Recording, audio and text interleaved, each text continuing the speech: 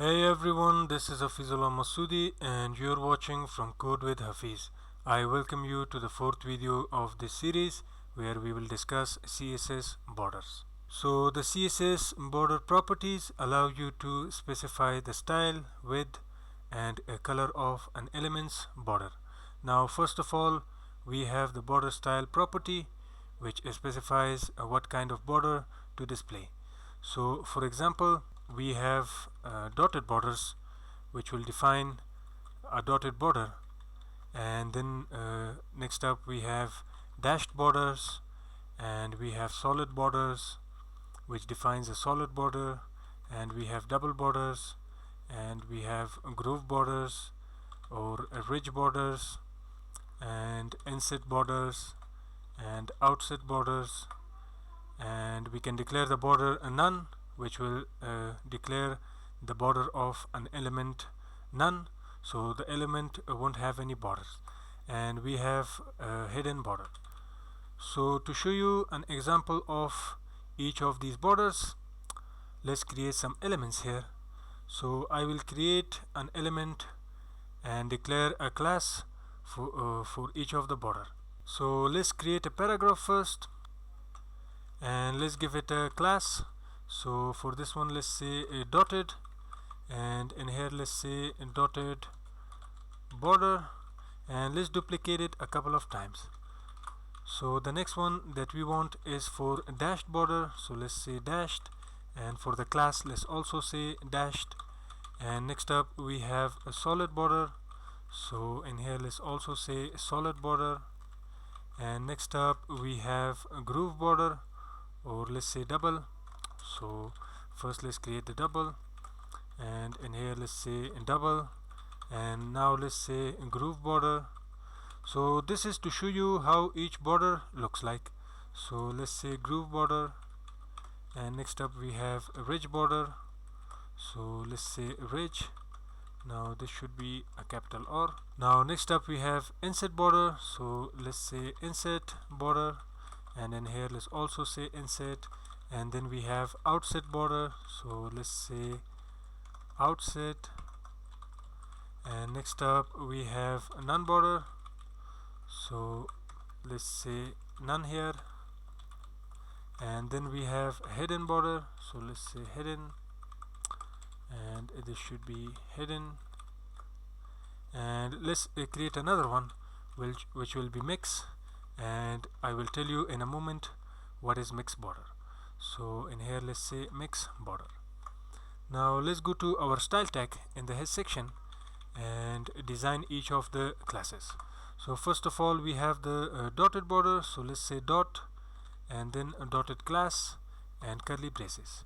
And let's to define a border for this paragraph, we can use the border hyphen style property, and let's say dotted. And let's duplicate this one a couple of times, so for other borders. Now next up we have the dash border, so let's copy it from here, and let's say dashed in here. And next up we have the solid, so let's copy it, and this one is solid. And next up we have a double, so let's copy it, and let's say double. And next up we have the groove border, so let's copy it and paste it here. And next up we have the ridge border, so let's paste it here. And next up we have the inset, so let's paste it here, and let's duplicate it a couple of times more. So after inset we have outset, so let's paste it here. And then we have the none border, so let's paste it here. And then we have the hidden, so let's paste it here. And then we have the mix, so let's copy this mix. And for the mix, what I will do is I will declare a couple of borders, so dotted, dashed, and let's say solid, and let's say double. Now let's save this and get back to the browser and check all of these borders how it looks like. So let's get back to the browser and let's refresh, and you can see this is a type of dotted border, this is a dashed border, then we have the solid border, then a double border, and then we have a groove border, ridge border, inset border, and this one is outset. And for this one it does not have any border, which is none. And for this one the border is hidden. And for the mixed border, you can see it is taking 4 values of 4 kind of borders. So the border style property can have from 1 to 4 values also for the top border, right border, bottom border, and left border. So to show you this one again, let's scroll here to our style tag, and in here you can see the first value is for the top border, the second one is for the right border, and the third one is for the bottom border, and the fourth one is for the left border. So it should complete the circle starting from the top to the right, bottom, and then left. So guys, if you do not set the border style property, none of the other properties will work. So keep this in mind, that always try to first set the border style property, then the other properties. Now next up we have the border width property, which specifies the width of the 4 borders. So to show you an example of this one, what I will do is comment some of these paragraphs. So let's comment these paragraphs but leave 4 of them.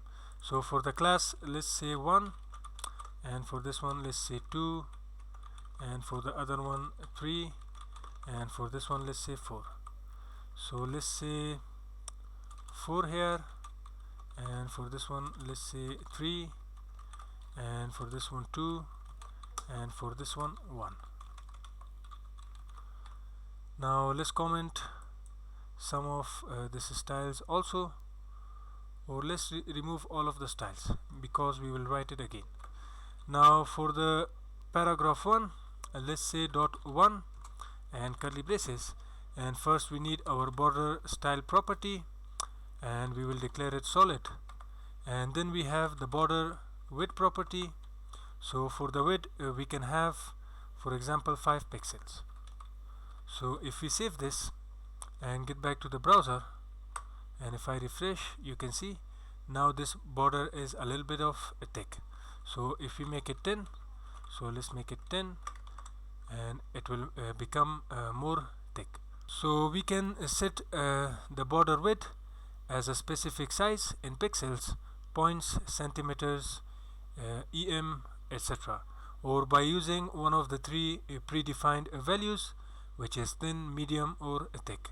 So to show you this one, let's get back to the Visual Studio Code, and in here let's say 2 or dot 2 to refer to the class, and then we can use the same 2 properties. So let's copy this and paste it here, but instead of 10 pixels let's say medium, and let's duplicate this one 2 times more. So this one is for the 3, and instead of medium let's say, for example, thick. And for the 4, let's say this is a class 4, and for this one let's say 10. Now if we save this, get back to the browser, refresh, now you can see, so this one is a medium border, this one is a thick border, and this one is a thin border. Now note that the border width property can have also 4 values for the top border, right border, bottom border, and left border. So to show you this one, let's get back to the Visual Studio Code, and in here let's declare it for this first one. So for the first one, let's declare, for example, 5px, and then let's say 20px. So I will tell you in a moment what these mean. So for the next one, for the border width, let's say 20px and 5px, and for the number 3, let's say, for example, 25 pixels, and then 10 pixels, and let's say 4 pixels, and let's say 35 pixels. So we can remove the 4th one, or let's comment it for now.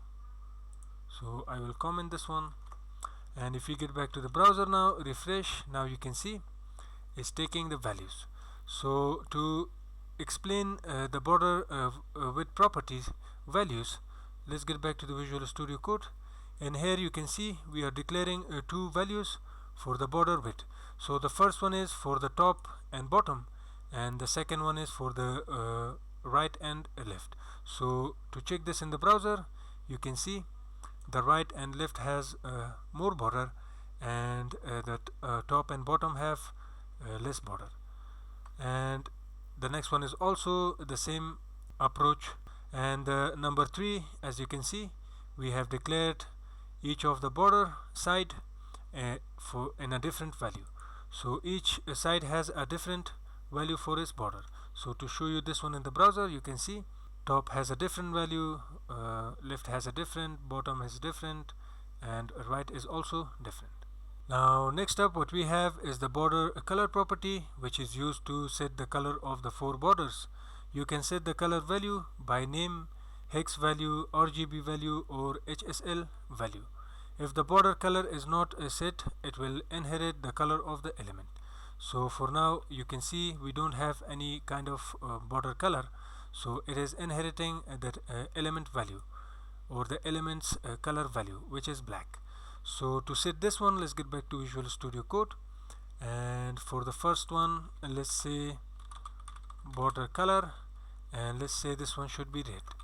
And for the second one, let's say border color, and this one should be green. And for the third one, let's say border color, so border color, and let's make it blue. So if we save this, get back to the browser, refresh, now you can see we have colorful borders. Now note that the color or the border color property can also have 1 to 4 values for the top border, right border, bottom border, and the left border. So to show you this one, let's get back to the Visual Studio Code, and let me uncomment this one, and let's uncomment the paragraph. And for this one, let's declare a border color. So let's say red, green, blue, and yellow. So let's save this, get back to the browser, refresh, and now you can see, well, it has a thin border. So let's make it a little bit big, so I will say 30 pixels. And if we get back to the browser now, refresh, now you can see it is having 4 different kind of colors. Now next up, what we have is the border size properties.